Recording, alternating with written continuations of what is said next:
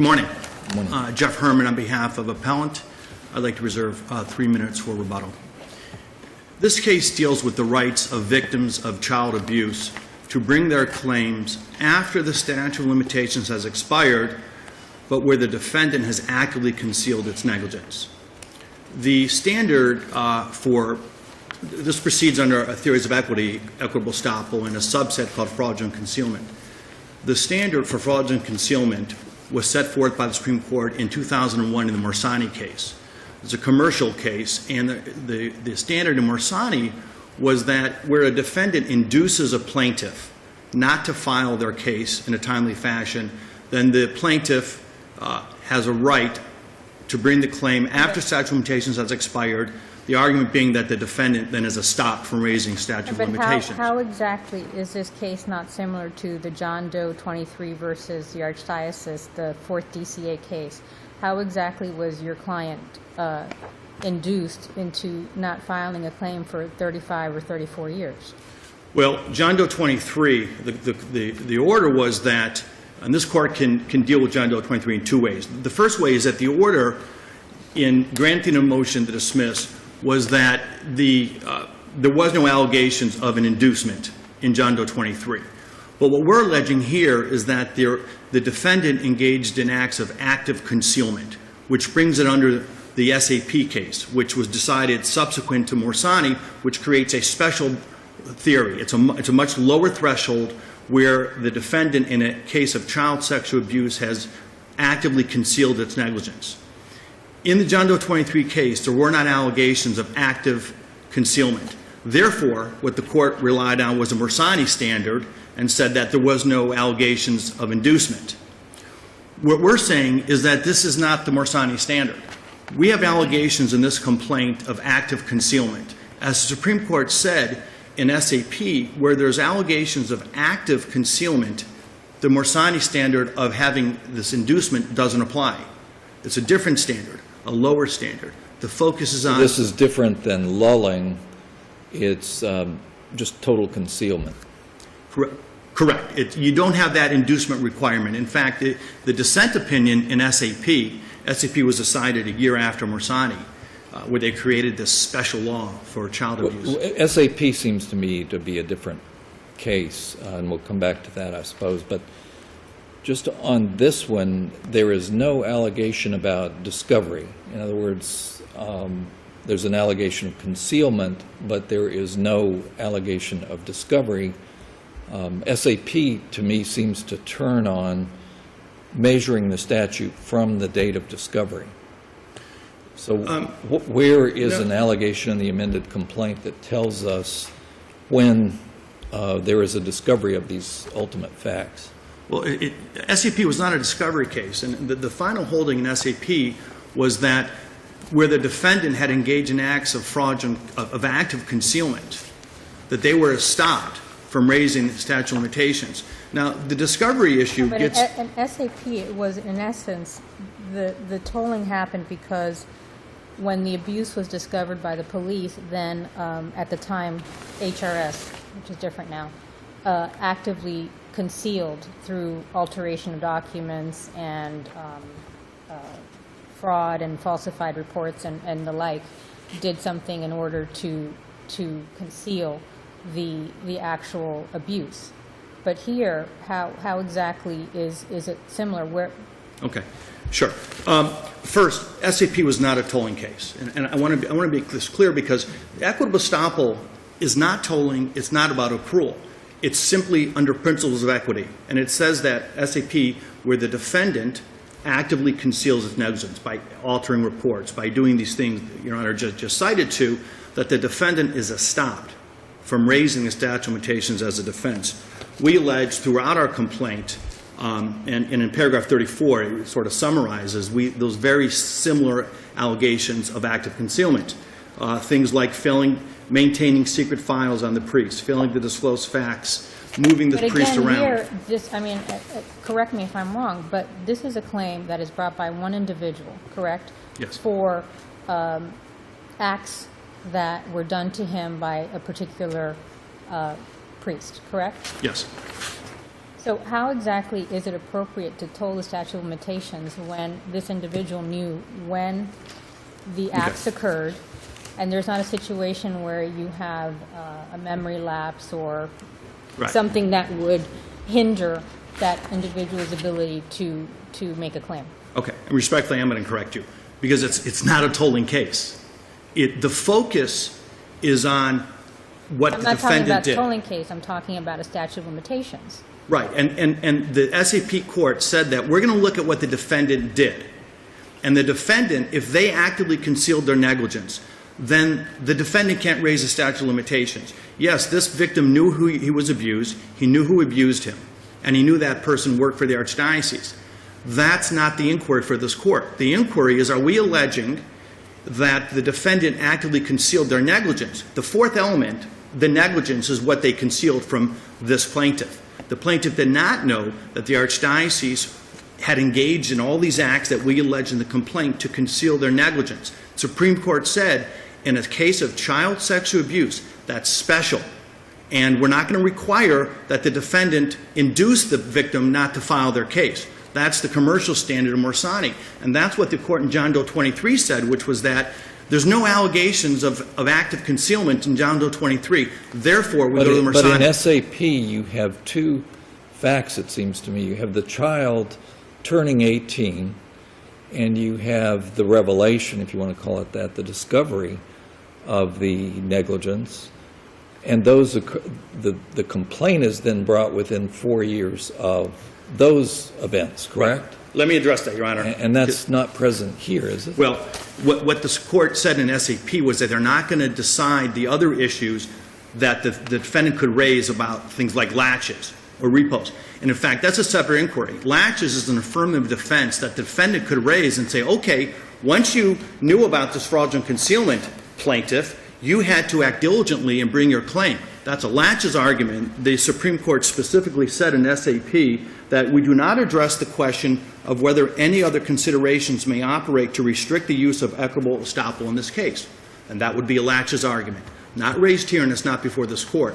What we have here is a motion to dismiss. And under the Salt Pond case, the court would have to find that there's no ability of the defendant, of the plaintiff, to raise any allegations under equitable estoppel to get around statute of limitations. We believe on the face of the complaint, there are numerous allegations of active concealment in child abuse case, which brings us under SAP, not Morsani, and therefore the standard is met. And the other argument is that, and the court would have to disagree with John Doe 23, which is that in the concurring opinion, Justice Lewis in SAP talks about where there's a fiduciary relationship, that the defendant has an affirmative duty to disclose their own negligence.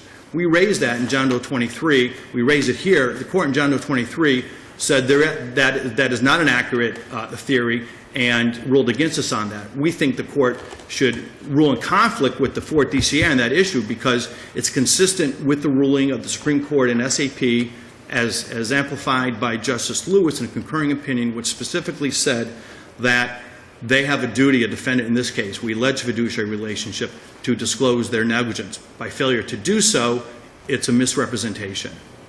And finally, I want to point out, You're just coming up on time, but go ahead. Okay, I'll make one last point here because there's been this confusion, and where the defendant and the plaintiff seem to be kind of past each other here is that the defendant keeps going back to the Morsani standard, which is what this court led with, which is where's the allegation that this plaintiff was induced not to file timely?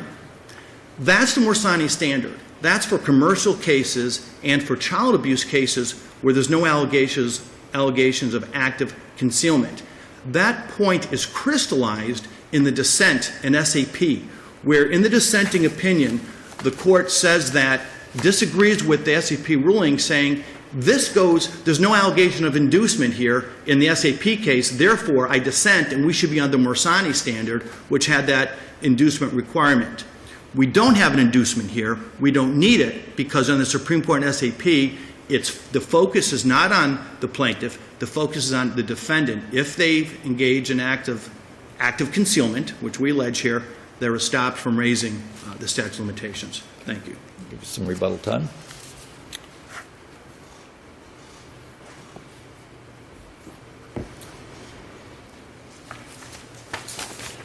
May it please the Court, Elaine Walter for the Archdiocese of Miami and the other appellees in this case. I would like to start by differentiating SAP and John Doe 23, if that's all right. In SAP, we have a situation where a young girl was put into the care of HRS at the time, and she was placed into a foster home. The police received reports of screaming and potential abuse to children. The police went into the house and found this 4-year-old burnt, beaten, choked, malnourished. When the police started to do an investigation with HRS covered up A, the abuse of the girl, and B, their role in letting the abuse happen. So it's sort of a two-pronged question in SAP. SAP said, because of the facts of this case, we think that it would be inequitable for her not to be able to bring her case when HRS does not come forward until, I believe it was 12 years later, to bring out a report that says, yes, she was abused. She didn't know about it. She was abused. She needs to have the opportunity to bring her case forward. In particular, because HRS and her foster parents, the only two entities that could have brought this case on her behalf, were the ones covering it up and making sure the abuse was never found in the first place. But also, didn't it go to the fact that because she was a 4-year-old child, it goes to her memory issue, which is she was not aware, or maybe she had some recollection, but she was not aware of what actually transpired? I believe it does, Your Honor. I don't know that it's actually evident within the opinion in SAP. I do know that if you look at Justice Quintero's dissent in Ryan versus Lobo de Gonzalez, he states that SAP was specifically decided on the facts of that case. And one of the facts of that case is that she knew nothing about her abuse until HRS came forward and said so. But that's not what we have in this case. What we have is someone who knew he was abused, knew who his abuser was, knew his abuser's connection to the Archdiocese, and did nothing about it. Now, I understand there are plenty of allegations of general concealment that have nothing to do specifically with Mr. Rubio, of things that the Archdiocese is alleged to have done to conceal child abuse in general, move around the priest, and those types of things. But if you look at the basic premise, well, let me back up a moment. John Doe 23 has found allegations like that not to be sufficient. The allegations in John Doe 23 were that, as far as we can tell from the opinion, were that if the church had come forward to tell the parishioners that this priest had abused other children, he would have been more easily able to bring his claims. But that's not really the standard. The standard is, once you know of the basis for a claim, you don't necessarily have to know every claim out there. You need to know that you were damaged. You need to know that there's something out there that may be actionable. And that's the, and I'm going to mispronounce it, Chidiac versus Cadillac case and the GLK case, both out of this court. That once you have some idea that you could have a cause of action, you are under an affirmative duty to look to see whether you have some other cause of action. And that hasn't been done here. As well, one of the basic premise for equitable estoppel is you know you have a cause of action, or you know you could potentially have a cause of action because you've been damaged. And then you go to the tortfeasor, whether it's an intentional or negligent tortfeasor. You seek information, and they affirmatively say to you, I don't know what you're talking about. I can't help you with that. And that is very apparent in a case that was cited in the appellant's reply brief, Zimmerman out of the state of New York, that was based on the Zimpano versus Quinn case, cited in John Doe 23, where that plaintiff alleged to be abused. They went to the school. They said, my child was abused. The school said, we'll do an investigation. The school did their investigation and came back and said, your child's allegations of abuse are not credible. And by the way, if you continue to make any more allegations, we may expel your son. So that was active inducement in that case to keep these people from seeking to file suit. Versus what we have here, which are general allegations of concealment. And although the appellants have raised the issue of fiduciary duty, There's no case that I could find in the state of Florida that says having a fiduciary duty will toll the statute of limitations. And as a matter of fact, John Doe 23 says a fiduciary duty doesn't explain when you know that you were abused, you know who your abuser was, and you know the connection to an entity that supervised them, why you didn't bring your claim. And that's also addressed in Zampano versus Quinn out of the state of New York City. Now, your opposing counsel says SAP does not turn on inducement. Do you read it differently? I definitely read it differently. In other words, you would say SAP turns on inducement to delay or fail to file the suit. Absolutely. The inducement is, the problem is we have a plaintiff who doesn't know she was abused, so she had no ability to ask. Had someone been able to ask on her behalf, they would have been stymied just like the police were until HRS decided to come clean and deliver its report. So we have, like I said, we have her foster parents and the HRS who are responsible for her welfare. They're the ones that are covering up the abuse. And who are the ones who could bring an action, I take it? Absolutely. They are the only ones that could have brought an action on her behalf, and they're hiding the abuse and they're hiding their complicity. And so while maybe it's not the same type of inducement as Morsani in some of the other cases, it's still inducement. Another thing is Justice Quintero's dissent in Ryan also said, we didn't intend to change the general premise of equitable estoppel. We didn't mean to change the standard. We just meant on the facts of this case that it's inequitable to not let her bring her cause of action. It would have been inequitable not to let her bring her cause of action.